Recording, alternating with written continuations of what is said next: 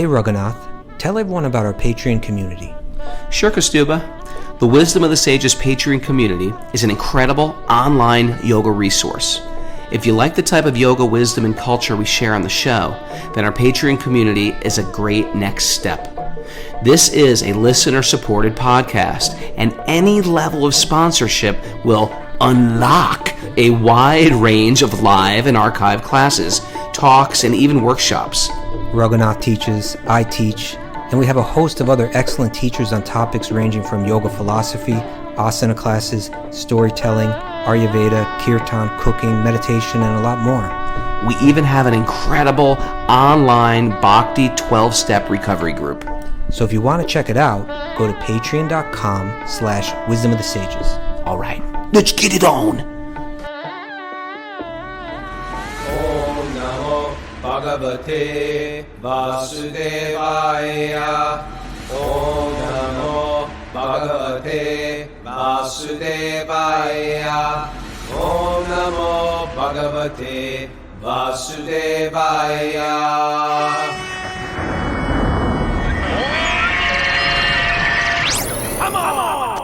Live from Super Soul Farm, this is Wisdom of the Sages, a daily yoga podcast with your host, Raghunath, and co-host and senior educator at the Bhakti Center in New York City, Kaustubha Das. Welcome to the show. Welcome to Tuesday's Srimad Bhagavatam study.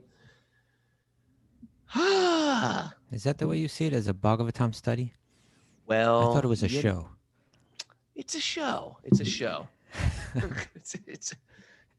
it's a show. Ugh. I really want to get into this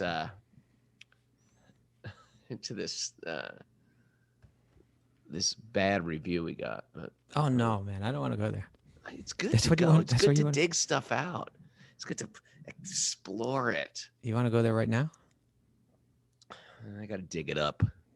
Okay, Save it let's do it when you go to Puerto Rico or something like that. Okay. All right. It was actually quite complimentary. I think you're getting too caught up in it, you know?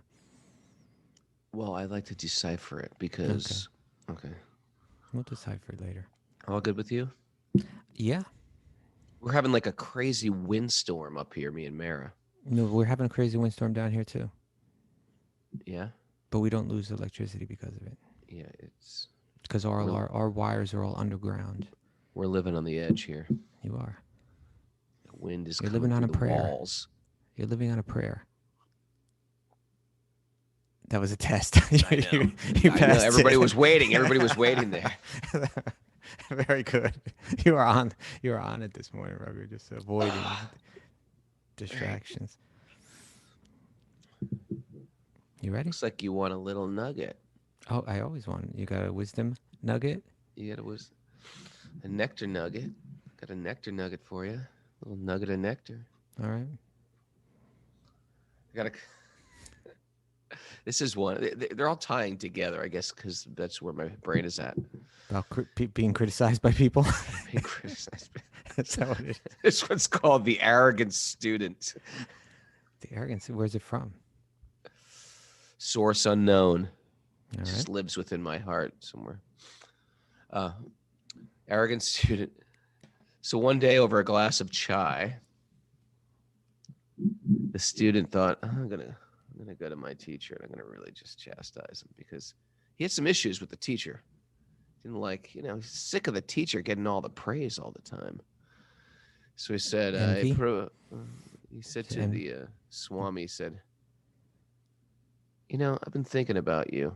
And, everybody gives you a lot of praise and gives you a lot of glorification. What do? You just sit there all day and you just, people are looking up to you. You know what I see you? I just see you as, I'm just going to speak my mind. I just see you as a big, arrogant pile of cow dung. Okay. Speaking a little truth to And power. he says, is that and he what's goes, and I want to just be honest here. And I don't mind if you're honest with me. going on? And the Swami said,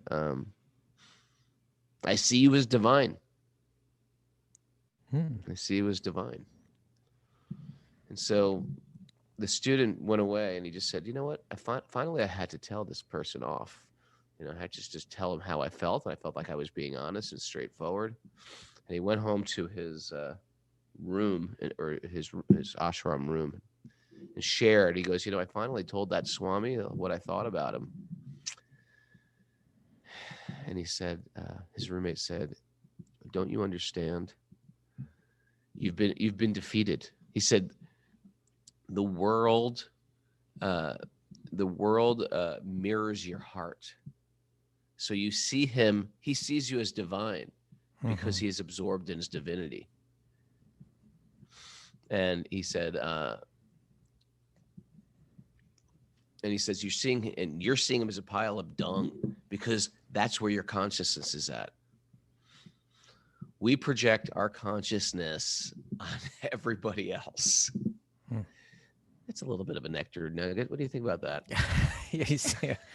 Let's call it a Is it very wisdom nugget. simplistic? You're the metaphors of nectar and cow dung and all these things. Let's call it a wisdom nugget. It's a wisdom nugget. And but I do think there is a certain wisdom in there, and it's often. And we're not saying that the world needs to be bereft of constructive criticism or critical thought. That's essential. That viveka, right? You need to be able to discriminate, to discern, to see things as they are. But there's so much this element of people actually criticizing others for the purpose of their own, for how it makes them feel, rather than any need to improve a situation. And I do think what you're saying is that often with that criticism, it reveals more about the criticizer than the object of the criticism. That was well put. That's exactly what I meant to say. Well, that's what you said. But you said it so much more eloquently than me. No. You said it well. You said it well with a story. The story that will be remembered. You see, the story is what will be remembered. That's the beauty of stories, aren't they? Yeah. You want to jump on in to the Srimad Bhagavatam? I'm ready. You seem a little spacey this morning, Raghu. I'm a little. I stayed up with the kids and watched a movie. Okay. Rambo. I kid you not. I've never seen it before. I've never seen Rambo or any of the Rambo sequels. Don't get into the sequels, whatever you do. Okay, you ready? Yeah. Narayanam namaskritya naram shaiva narottamam devim saraswatim vyasam tatojayam mudiraye. Before reciting the Srimad Bhagavatam, which is the very means of conquest, one should offer respectful obeisances unto the personality of Godhead Narayan, unto Narayan Rishi, the supermost human being, unto Mother Saraswati, the goddess of learning, and to Srila Vyasadeva, the author. Nasta prayeshva bhadreshu nityam bhagavat sevaya bhagavati uttama shloke bhaktir bhavati naistaki. By regular attendance in classes in the Bhagavatam and by rendering service to the pure devotee, all that is troublesome to the heart is almost completely destroyed. In loving service to the personality of Godhead, who is praised with transcendental songs, is established as an irrevocable fact. Om Gyana Tamarandasya Gyananjana Shalakaya Chakshurunmilatam Yena Tasmai Shri Gurave Namaha. I offer my obeisances to my spiritual masters who have opened my eyes, which were blinded by the darkness of ignorance, with the ointment of knowledge. All right. So we're in Canto 3, Chapter 5, Text 20. I'm going to let you say it. Well, you're not going to get it then. Okay. We're on text 25, but we left with the cliffhanger yesterday. You remember? Yeah. Do you remember the nature of the cliffhanger? It was of creation and the Lord missing us, and or just something to that effect. Yeah, it was. Well, we read this really cool commentary yesterday. Remember? Yeah. Not even the verse and the commentary, but within there was mentioned that it was said that it was a poetic simile. It was mentioned by Srila Prabhupada that it was a poetic simile, and actually he's following in the footsteps of Vishwanath Chakravarti Thakur, Srila Vishwanath Chakravarti Thakur, who also explained this verse this way, that the verse explained that the cosmic manifestation was not present at that time, and thus it's saying that the Lord, felt imperfect without his plenary and separated parts and parcels. So it's saying that God felt imperfect or incomplete without all of us. It's a nice way to look at it. Yeah, and then it went, and the commentary went on to get into that very risque analogy, Like a lover. like a husband waking up his wife for the purposes of enjoyment. So and we spoke yesterday about how our life can seem rocky sometimes, but in one sense it's God working through the material energy to shake us up, to wake us up. For what purpose? For the purpose of enjoyment. That we need to wake up and realize that we have this relationship, and within that relationship, and this is what we need to realize, right? It's not that relationship is a relationship of misery, a relationship of oppression, but it's a relationship of rasa. It's a relationship of tasting, love. So we read about that yesterday, but that brings up a question. If often when we hear descriptions of the absolute truth, or we hear descriptions of God, God is described as complete, right? Complete in himself. So if God is complete in himself, then how is he feeling lonely here? How is he feeling? That's loneliness, or a feeling of incompletion, seems to be a state of illusion, right? A state of misunderstanding, or a state of imperfection, right? So how do you work that out? And that subject, it reminds me of, it brought my mind two places, things that I've read before. And so let's read from both of them today. One is from Srila Prabhupada's, one of my, just this commentary that stands out in my mind. Srila Prabhupada wrote a commentary on the invocation to the Sri Isho Punishad, right? And that Prabhupada gets kind of, it's almost like he gets stylish, in that commentary, because he Because of uses the use of the word over and over. Yeah, he uses the word complete 38 times in the commentary. Yeah, it is very stylish. Yeah, but it's I think it's a really brilliant commentary that really offers a lot of clues to our existence and the nature of it.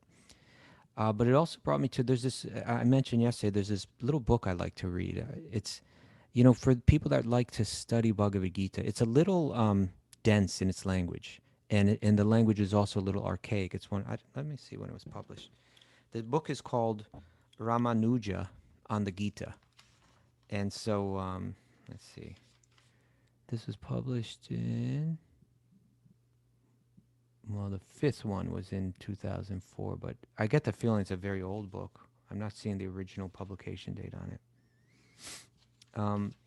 But it was written by someone named Professor S.S. Raghavachar on Ramanujacharya's commentary on, it's his summary of Ramanujacharya's commentary on the Bhagavad Gita. For those who don't know, Ramanuja is one of the famous commentators on the Gita living. What can you tell us about Ramanuja, Raghunath? I'm going to have to pull up Wikipedia for that. But Well, he lived exactly 1,000 years ago. He was born, I think it was 1,000 years ago last year. And he's a very prominent, name in the history of bhakti and the history of Hinduism, right? And he was really, a lineage is named after him, the Ramanuja Sampradaya, or the Sri Sampradaya.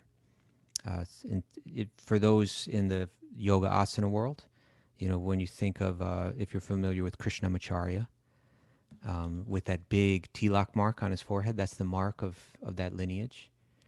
And he's was an absolutely brilliant philosopher, beautiful person, a lot of great stories about his life.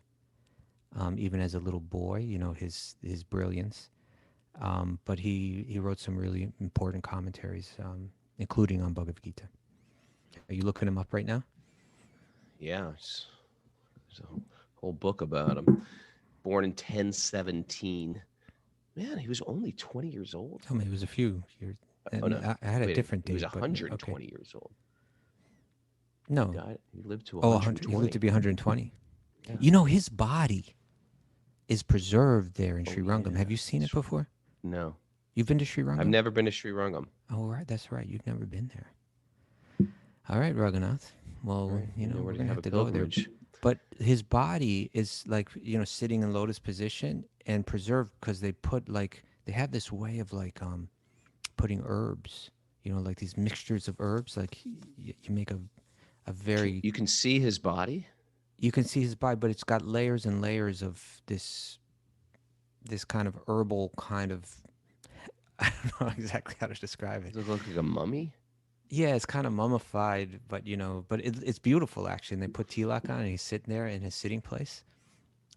So it's like a samadhi that's not underground. You know, his body is right there. You can see it. Wow.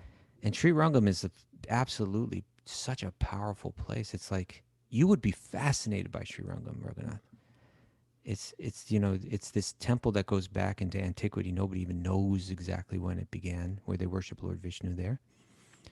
And it's like a city that has 7 layers of kind of like gates, you know, that you go in. It's square, and you can go deeper and deeper and deeper. And the temple is like in the inner level, you know, and the Brahmins live in the level around that, and the marketplace is outside that. And, you know, it's like, and you go in and with these massive, beautiful, ornate gopurams, these temple gates that go, you know, hundreds of feet in the air with all the carvings on them and the colorful paint and everything like that. It's an amazing town. I'm ready. All right. Okay, so that was okay, anyway. The Ramanuj, there's these masters that comment on the Bhagavad Gita. Ramanuj is one of the big ones. Yeah. When we study the Gita, we're supposed to hear it from these people we're supposed to hear it in lineages, in tradition. And Ramanuj is one of the big sort of holders of the, or sort of the gatekeepers of this transcendental wisdom. So Kaustubha has his portable copy here. He's going to So again, this is a summary of his commentary on the Gita, and I'll read a little bit from it. And one of the ways that Ramanuja commonly explains things that I find really helpful is he describes how, and we're getting into creation, and we're getting into the Purusha avatars, which means how Lord Vishnu expands on 3 different levels, ultimately on the 3rd level, entering the heart of every living being. So he'll explain, just as the soul, it animates the body, right, and spreads consciousness throughout the body. Similarly, Lord Vishnu enters into the universe and spreads consciousness throughout the universe. So when we think of this universe, we should understand that it has a soul, it has a battery that spreads its consciousness throughout it all, and that's Lord Vishnu, right? And he does that first for the entire macro material.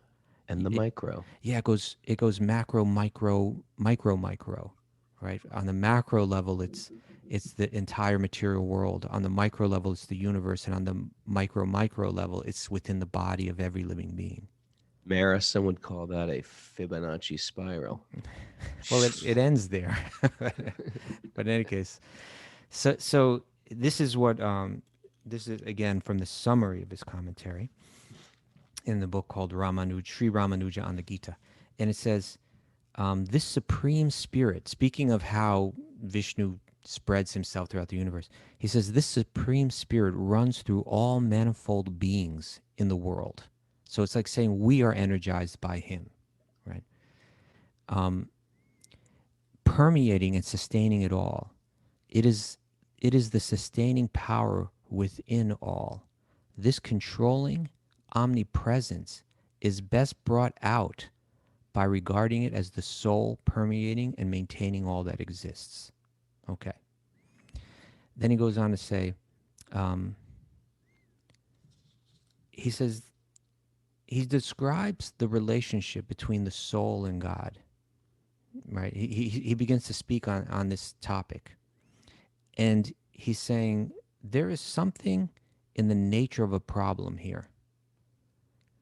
Ramanuja states here and again in commentating on verse 5 of the 9th chapter of the Bhagavad Gita that God is self-sufficient and does not depend on any finite reals reals, reals, the finite reals, for his self-maintenance. So there's the infinite real, like the material things of this world are unreal in a sense. Then there's the infinite real, which is God, and the finite reals, which are the souls like us. So he says that Ramanuja has stated already that the self-sufficient, meaning God, does not. We're not self-sufficient. We're dependent, and he's self-sufficient. So the self-sufficient does not depend upon the finite reals for his self-maintenance. At the same time, it is a metaphysical fact that Brahman, or God, in its completeness, in its complete actuality, includes the realm of the finite reals of the souls. How are this inseparability and the self-completeness of the divine principle to be understood? A clear grasp of the nature of the infinite reality and the finite adjectival beings is called for, and the exact nature of the organic immanence of the former in the latter must be determined. What is the exact nature of the relationship of God and how he permeates us? Is he incomplete without us? It appears it's saying that, but at the same time we hear he's independent. All right, so that's the nature of the question. So it goes on to say, and this is real good. This is a little subtle, but if you listen to this, it's like it's really clarifying.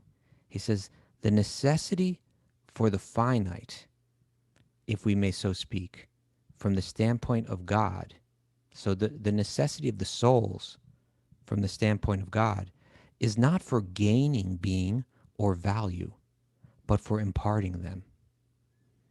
So it's saying like the necessity for the souls is because God's got this, he's got something to impart. There needs to be someone to receive what he's imparting, right? And then you have the complete picture. The necessity for the finite, if we may so speak, from the standpoint of God is not for gaining being or value, but for imparting them. It is a necessity that flows from the overflowing perfection and fullness that demand communication. Right? And here I think the word communication means it demands a social interaction, right? There has to be a receiver of what he's giving. He says, if speaking of God, he says its creative immanence is in this one sentence is so deep. There's so much in it. God's creative immanence. Immanence means his entering into everything in the material realm, including connecting with all the souls, right? But God's creative immanence is not for the sake of self-completion, but on account of it. Right? He would be incomplete if he wasn't overflowing with his grace and his love to people receiving it. That's part of his completeness. The self-sufficiency of the divine principle of God and the organic inseparability of the finite, his connection with the souls, can be maintained only by the conception of their mutual relation as one of the perfection of the infinite overflowing to sustain the perfect. And I'm sorry, let me read it again. The self-sufficiency of the divine principle and the organic inseparability of the finite can be maintained only by the conception of their mutual relationship as one of the perfection of the infinite overflowing to sustain and perfect the finite. You with me there, Raghu? What?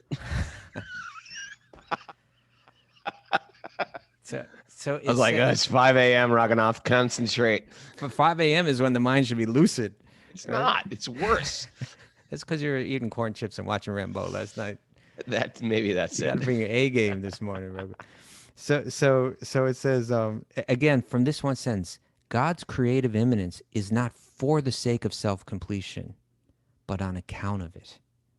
In other words, the fact that we exist and that God is communicating and by saying communicating, like transferring or relating with us and giving us life, giving us a relationship with him in divine love, waking us up like the husband waking up the sleeping wife. that's not because he needs something. It's because he's overflowing with something. And his perfection is that it's overflowing and someone's receiving it. And that's the complete picture. Now you have the complete picture of reality. That's what he's trying to say. It's just kind of like another way of framing it. You know, you seem like you're not at the least bit impressed. You're like, oh, all right, whatever. I think that's fascinating. I think that's like such a brilliant explanation. It's like, really, it's a theological question. It's a brilliant answer to it. The brilliant minds, the Ramanuja Acharya. That's why he's the Acharya. That's why he's the Acharya. That's true. People are wanting to see that book. Maybe you could put it up on the Ramanuja on the Gita. Ramanuja. There it is. You find this in like Indian bookstores, Book stalls. Yeah, it's published by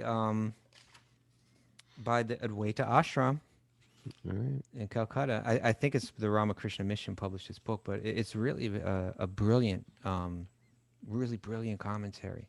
Ramanuja on the Gita by S.S. Raghavachar. Yeah, I love this little book. But I'll warn you, you got you just got a taste for it. So it's a little, the language is a little dense, the language is a little archaic, but the ideas are really brilliant in it. It's a little book, I love it. I generally get all my philosophy in depth from the Amar Chitra Katha comic books. That's another way to go, It's a valid way to go. It's another path. Okay. But shall we take a look at the Isho Punishad? Yeah, so this is the second book we wanted to comment on today. What is the Isho Punishad? Why don't you explain that? Well, it's one of the 108 Upanishads of the Vedas, which are, the Upanishads came, I think, slightly later than the 4 Vedas. Or they're kind of part of them, but they kind of follow after them too. Yeah. Okay. And it's, amongst those 108, like about 10 or there's a word for it, I forget, but like the Maha Upanishads, I think they call them. Most prominent. Yeah.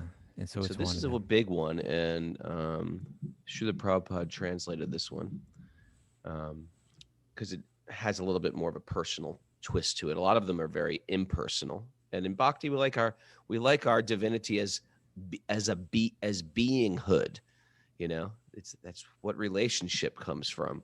So although we accept that divinity can be impersonal, we're much more attracted to the literature that glorifies the personal aspect of divinity.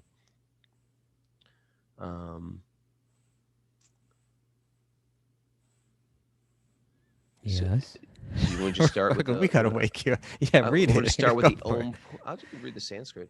Yeah, read this. It's beautiful Sanskrit. Purnam Mada Purnam Midam Purnat Purnam Udachyate Purnasya Purnam Adaya Purnam Eva Vishishyate. The personality of Godhead is perfect and complete. And because he is completely perfect, all emanations from him, such as the phenomenal world, are perfectly equipped as complete whole. Whatever is produced of the complete whole is also complete in itself. Because he is the complete whole, even though so many complete units emanate from him, he remains the complete balance. Very interesting. Like everything there has a lot of meaning to it. And of course, like one of the really important life lessons growing out of it is this idea that, and because he is completely perfect, all emanations from him, such as this phenomenal world, such as the material world, which seems so imperfect, right? We're constantly saying, oh my God, this is going wrong, that's going wrong. He says they are perfectly equipped as complete wholes. So somehow somehow everything is perfect. We have to try to understand how that might be. Especially in a material world it's just like crumbling, isn't it? There's like nothing solid in the material world. Things are just rapidly changing, falling apart, aging, dying, being born, and then there's hope, and then something else dies, and the leaves change, and the wind comes and takes down an old tree. Mayor loses power. Everything's falling apart, but it's perfect. How so? That's what we need to discuss. We're going to the purport. Let's go into the purport. The complete whole, or the supreme absolute truth, is the complete personality of Godhead. Realization of impersonal Brahman or a Paramatma, the supersoul, is incomplete realization of the absolute complete. So it's saying that it exists, the Brahman, that God God is everything. That exists, but it's not the full picture of reality. It's two of the three features are mentioned there, right? Brahman and Paramatma. That God is everywhere. That's true. But if you only realize that, you haven't realized the complete whole. God is within my heart. That's also true. But until you've realized also the personal feature of God, your understanding will be incomplete, or your realization will be incomplete. So the Supreme Personality of Godhead is Sat Chit Ananda Vigraha. That's the Sat, eternal, filled with knowledge, and blissful form. Realization of the impersonal Brahman is realization of his Sat feature, the eternal feature. And Paramatma realization is the realization of his Sat and Chit features, his aspect of eternity and knowledge. But realization of the personality of Godhead is the realization of all the transcendental features, Sat, Chit, and Ananda, bliss.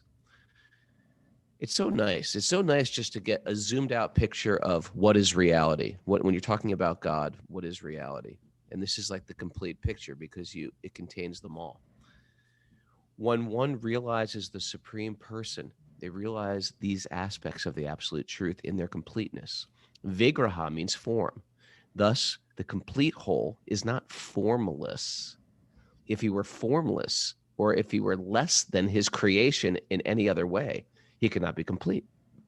The complete whole must contain everything, both within and beyond our experience.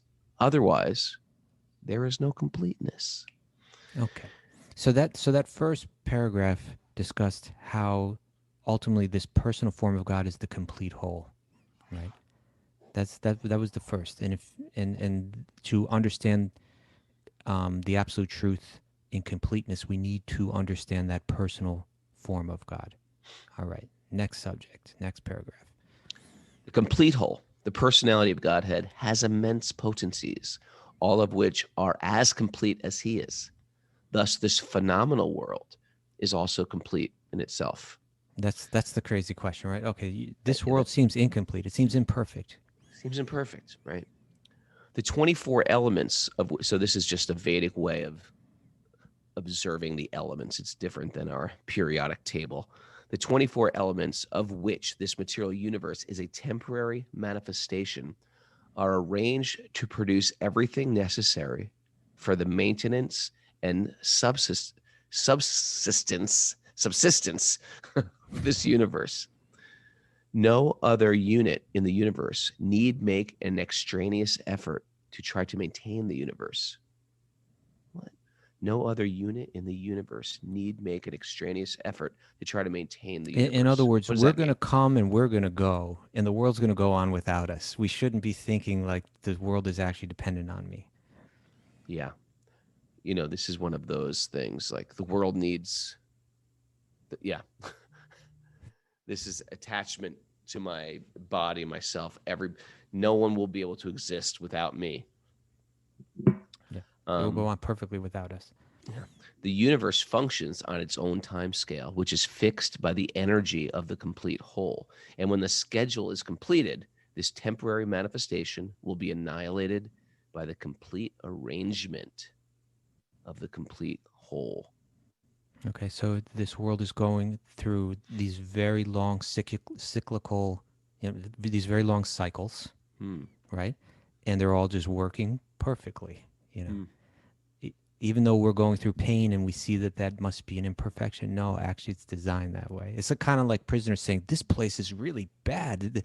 This place has been misdesigned. No, it's meant to be a prison, You're just meant to try to understand completely how you got there and how to get out. All right. Okay. Going Continuing deeper on. into that, yeah. All facilities are given to the small, complete units, namely us, the living beings, to enable them to realize the complete whole. So we're giving all facility to understand. All forms of incompleteness are experienced due to incomplete knowledge of the complete whole. That sentence right there is That is absolutely... that's almost a tongue twister there. Let me do that again. All forms of incompleteness are experienced due to incomplete knowledge of the complete whole. Okay. So the first sentence of this paragraph, all facilities are given to the small complete units. That means us, to enable them to realize the complete whole. That means everything that we need to free ourselves from the bondage of this material world, to free ourselves of suffering, to experience our completeness, to experience our own Satchit Ananda nature, our own eternality, our own knowledge, our own spiritual bliss. Every facility that we need for that is provided to us. It's provided to us through other human beings. It's provided to us through the knowledge of the Vedic teachings, and through the Bhagavatam, et cetera, et cetera. Whatever we need is there. But still, we just have to wake up to it. Now, we might say, no, this world is incomplete. Everything I need for my complete satisfaction of the self is not provided for me here, right? I don't have the right lover, or I don't have more of them, right? I don't have enough money. I don't have everything that I need for my happiness is incomplete. The picture needs to be completed. This is saying, no, all facility you need for your complete ananda, for your complete bliss, is provided. You just have to wake up to understand that it's all there. And stop ignoring it. It's a pretty bold statement. Yeah. It's a pretty bold statement, because it starts to talk about, like, the only privilege in this world is a material privilege. Everyone in every situation has if the real home run in this world is self-realization, and it's saying everybody has that. Yeah. It's already complete within you. Then there's no more me trying to climb some economic ladder or some other material echelon of height. It's already there. I just got to go for it. Right. No one's got a better opportunity necessarily than myself. Every facility that you need is there. And then to go on and just to summarize that thing in one sense, right? All forms of incompleteness are experienced. If I'm feeling something's incomplete, if I'm feeling like what I need hasn't been provided by this world, it says that's due to incomplete knowledge of the complete whole. I haven't understood quite yet. We've met people with nothing that are very realized. We've met people, like, by material standards, they're destitute, but they're so rich. You know what I mean? Sure. It's probably, it's the reason why the monks sort of like give up everything to practice. Can I be connected? Can I find deeply satisfaction connected with nothing of this world? Yeah, right. And in one sense, the monk is like the most underprivileged. They have nothing. They're dependent on everything. They're dependent on a place to sleep, where they have no place to sleep. It's actually very empowering. It gives a sense of freedom. Well, it's tied into that I always think back. You brought this to my attention, but I think it's such a brilliant life lesson. Sometimes I share some brilliance, Kaustubha. Sometimes I just dump in brilliance. I know. And so you shared that yourself and your wife Bridge were speaking with our friend Gauranga Prabhu. Fascinating character, empowered being, very, very realized monk from the Chowpatty temple in Mumbai. You were speaking to him, and I think in your own serious but comical way, you said, "How did you get like this? Like, how did you become who you are? And he shared this life lesson. Right? Do you remember the life lesson? Yes, I do. Could you share that with us? Well, he says, before I do anything, I chant for 2 hours a day before 7 a.m. every day for the last 20 plus years. Okay, that was one. I was thinking the other. The other one is the more important. I think not the more important, but the one the that's relevant sort of to our conversation today. I never blame anybody for anything. I never criticize anyone. Yeah, I never complain. I thought it was the way that you said it before. Right? I never complain. Criticize, complain. And so he said, and I said, well, how can you do that? You have so many people working under you because you're establishing this whole, they're establishing like a university, a huge project, as well as the Govardhan Eco Village. And he says, well, people might screw something up, and then I have to adjust that, maybe fire them or maybe hire somebody else, but I never blame them. I take that responsibility and then I change it, but I just don't go out of my way to complain. And I've just made a commitment. I won't complain any longer.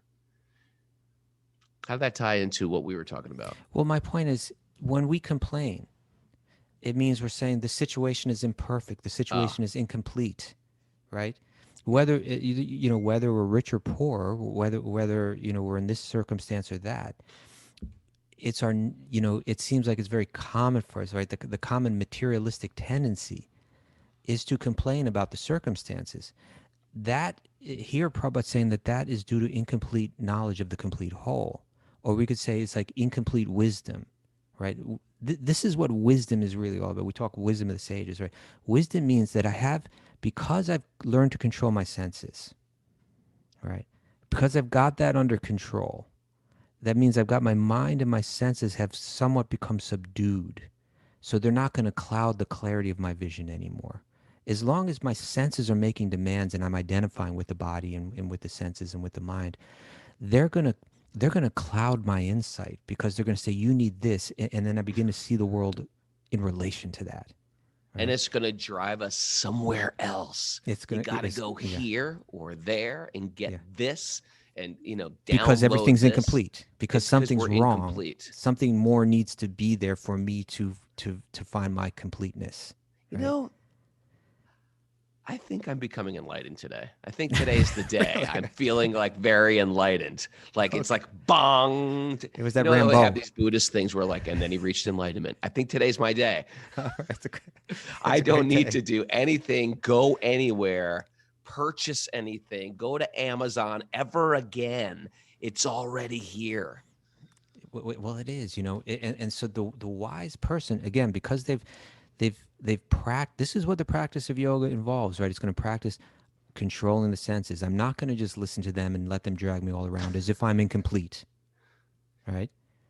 I'm going to recognize that everything that's happening within my realm is an opportunity to grow towards my realization of my completeness. And I'm going to interpret everything that way. So when you take a person like Gauranga Prabhu, who's like, it would take us we've interviewed him and we got to bring him back, because when we spoke to him, we said we'd bring him back because we never got to speaking about the Govardhan Eco Village, remember? But he's a person that takes on, these projects that Radhanath Swami, conceives of and directs. Huge projects like the Govardhan Eco Village, which is just this like absolutely unbelievably impressive farm, and more than a farm. It's a farm. It's a place of pilgrimage, but it's also like demonstrating self-sufficiency in an award-winning sustainability. Yeah, it's not easy to create a project like that. The Bhaktivedanta Hospital in Mumbai, which is this like, it's not only like a first-rate hospital, really caring for people, but it's also got this element of spiritual care built into it, which is a totally cutting-edge kind of thing. Creating a project and many other projects like that, it takes like really qualified people to help build them and to help expand them and to help maintain them. And more than anyone, probably, or at least as much as anyone, Gauranga Prabhu has really been instrumental in all of that. So he's a person that's, on one hand, he's a monk, and he's reading and waking up early and doing his meditation and reading these immersing his mind in the wisdom of these books on a daily basis. He can speak at great length on them in brilliant ways, but he's got like a lot of pressures and a lot of responsibility, a lot of people working under him, which is always going to mean a lot of frustrations. Why aren't people, particularly these people that are like super intelligent, it's always like, why isn't everybody like kind of like as intelligent as me and doing things right? It can be, people like that can often become cynical, a little hard-hearted, a little hard to deal with.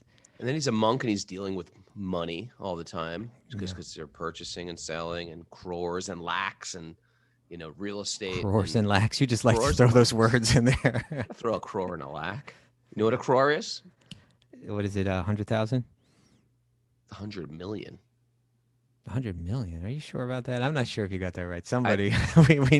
Mara, look this up. 1 crore is 100 million. 1 lakh is 100,000? 100,000, I think. Okay, or that may be. 10,000. American. We got 10 million over here from Amaya, Rubber. And Bir Asrani says 10 million. Yeah, 10 What? million. Yeah. That was your incomplete knowledge of the complete whole. Oh, Yeah. So a lakh 10 is million. 100,000. How much is a lakh then? I think a lakh is 100,000 and a crore is 10 million, correct? Yeah, Stump 100,000. Amaya says yes. Yeah. So I so saw you as the ignorant, because I am ignorant. it was the mirror. There was that mirror thing. We're going back He's to that the mirror of the universe. Because Soup is ignorant. He doesn't know what a crore is. I didn't know what a crore was, but I knew it wasn't 100 million. That's like too much, Just did that on my iPhone. Told me 100 million. I thought I was going to blow your mind. Well, you see, because in India they place the little commas when they put out the numbers in different places because of the crore and the lakh. So maybe you misread it because of the comma. That's what went wrong. Yeah. So in any case, the point again was being that a wise person, you see, like a person like Gurunga, even here, what a fascinating character, right? On one hand, he's a monk. On the other hand, he's very involved in like management, and leading teams and so on, which is a world that tends to be a world of frustration. It tends to be a world where you naturally get put in positions where you're frustrated and you complain. You're dealing with people that are just like insufficient in what they're doing. You'll feel that way, at least, right? You'll feel that way, and so, but he's taken this vow, right? He's saying, you know what? I'm not gonna allow myself. I'm not going to allow my mind, my consciousness, to get dragged into illusion. I'm never going to complain. And that means that in a sense, even though things may be difficult, even though things may be going apparently wrong sometimes and need to be corrected, he has this broader, zoomed out perspective that everything's complete, right? This problem that's presenting itself to me right now, this frustrating problem, is something that I'm meant to go through to grow. It doesn't mean that I'm not going to address it, but it means that I'm not going to complain about it because I can see how it plays a purpose in my life. That's called wisdom, right? And if we can control our senses, and if we can immerse ourselves or immerse our minds in wisdom literature, and hearing from people that have wisdom, then we can come to that place where we see the world through the eyes of knowledge, or through the eyes of wisdom, and then we can approach this complete knowledge of the complete whole, where we'll never see any incompleteness. Again, it doesn't mean that we're not rectifying anything in the world, but we're understanding that the circumstances aren't to be complained about, because they are our opportunity to serve our opportunity to grow. Makes for such a peaceful world. Yeah, peaceful mind, right? Let's Can do we one read a little bit more? It's good stuff here. This It is like is the good ABCs. stuff. It's so good. Because we do not know that there is a complete arrangement in nature for our maintenance, we make efforts to utilize the resources of nature to create a so-called complete life of sense enjoyment. Mm-hmm.